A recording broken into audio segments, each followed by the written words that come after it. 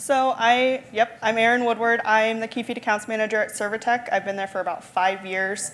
I've been on the feed side for 3. I cover a majority of the United States, so I get to see a lot of different faces in a lot of different regions, and that's helped me be able to bring you guys some more information, because cattle in Texas are not raised the same as cattle in South Dakota. So my knowledge is vast, and if I don't know the answer, I know someone who does. So I wouldn't be doing my job justice if I didn't tell you a little bit about ServiTech. We've got 3 lab locations. I've overlaid those here on a map of head inventory as of January 1. So we've got labs in Dodge City, Kansas, which is our headquarters, Hastings, Nebraska, and Amarillo, Texas. So we're pretty heavy in our, right in the heart of the cattle country in the United States. That is the wrong button. So we ask a lot of our cattle.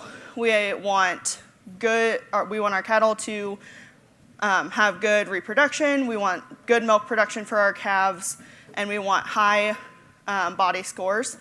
And then our calves, we want them to have high average daily gains. We want them to be able to be our replacement heifers and have that good breed back. And so because we're asking a lot of our cattle, we're asking a lot of our forages and our feeds. And so I'm going to touch on feed testing, some myths that are commonly heard, and we're going to talk about some sampling procedures as well with this. So some feed and forage myths that I hear a lot are visual inspection can determine quality. Who has had really great looking forage, but it has tested super poorly? Anyone? Yeah. I had a grower call me about a month ago, said, I've got a great looking Milo hay from last year. Everything looks great. We haven't tested it previously. By the way, we have 5 dead heifers. We just bangs vaccinated them. What's going on? Oh, and by the way, it tested 10,000 parts per million on nitrates. Have you tested it previously? Nope. But it looked great. Well, unfortunately, looks aren't everything. You can have some really poor looking forages that actually test really nicely, and vice versa. So inspection's not always the best way to go about it. Feed testing is only necessary for those poor quality forages. How do you know what's high quality without testing it? How do you know what that forage will look like without having those numbers behind it, that data behind it to say, this is a great forage. I don't really need to supplement as much this year. Only testing when there's a problem. Again, back to that grower that called me. They only tested because they had a problem. We could have caught that maybe the year before because it doesn't just jump on a random year when you did everything the same. So we could have absolutely caught that way before they had 5 dead heifers. Testing takes too long. Most people are going to know what pile they're pulling from next a week, 2 weeks in advance. So upon receiving the sample, our turnaround time is 2 to 3 days depending on your test. So if we have to send it out, that may extend. But most guys are able to get ready or know what pile they're moving to next so they can pull that sample 2 weeks in advance, and then you know exactly what that's testing like as soon as you're feeding it. So now we're going to go on to our sampling procedures. Are there quite a few people who do test? Quite a few? Okay. So we can test pasture and standing forages. When you're doing pasture, you want to please don't pick the side of the hill that the cows never graze on. You want to pick where your cattle are actually grazing and that has similar moisture quality or forage quality places in your pasture. And you're going to cut at grazing height, or for those standing forages, so if you're going to hay it, you can cut at cutter height. You're going to take just regular old scissors, and you're going to do a 1 square foot area in 8 to 10 random spots throughout your pasture or your standing forage. And you're going to chop that into 2 to 3 inch pieces to reduce your sample size. That's just to make putting it in the bags easier and for us to process it a lot easier. And then we're going to put that, you can use a regular 1 gallon Ziploc bag, or I do have ServiTech offers Forage bags as well. Remove the excess air and seal it. For those samples that are a little bit too big, you can put them all in a 5 gallon bucket, get it mixed up really well, and then we can quarter it. We'll take that sample, dump it out on a clean piece of paper or plastic, and we're going to take each corner of that paper or plastic and roll it so it mixes the sample thoroughly, and then we'll separate it into 4 quadrants. And you'll discard, save, save, discard.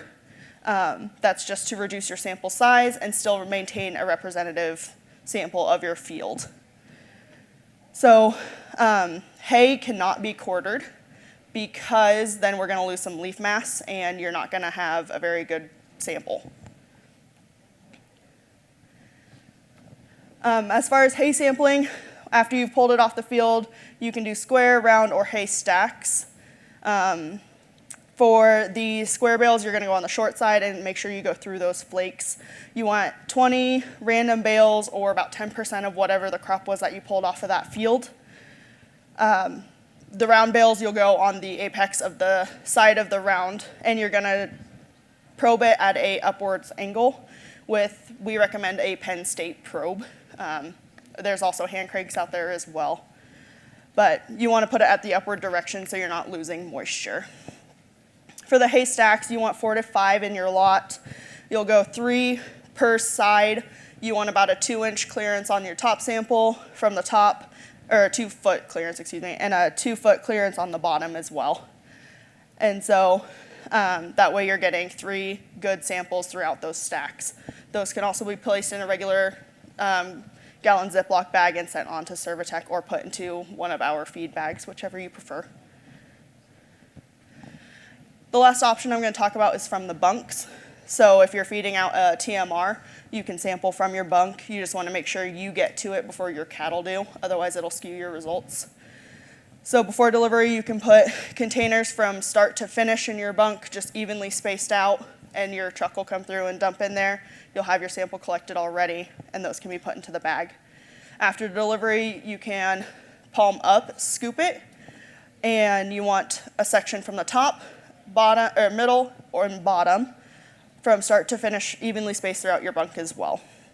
Like I said, just make sure you're starting with a slick bunk, and that you're getting to it before your cattle do. Like I said, you want palm up. Otherwise, if you're just grabbing, you're going to lose a lot of those fines that are in there, and you're going to, again, skew your results. So palm up is a lot more beneficial to make sure that you're getting everything that's actually in that feed. I am not intentionally zooming through this, but I am. So we always say a single data sample is not as valuable as your history. You heard them talking up here about how history really saved their rear ends because they had everything that they needed. We have the ability to manage your data, and that is completely secure to you. We don't give out any information to anyone who has not paid the bill. And you are able to go through and review that history by field, by bunk, however you want to split it out. It's all available at your fingertips. Don't ever be afraid to ask questions. I will have my contact information on the last slide. That is, I'll put my personal cell phone number up there. If you have any questions, no questions too small. Again, if I don't know the answer, I absolutely will find someone that does. And yeah, I will answer any question. If you need some tools after your sampling, or after you've received your results, or to sample, ServiTech.com offers, we have different sampling procedures. We also have what's called a crop file, and that houses a lot of information on how to read your results, what to do if your results come back a certain way, or if you're going to sample not only feeds and forages, we do water, manure, soils, plant tissue.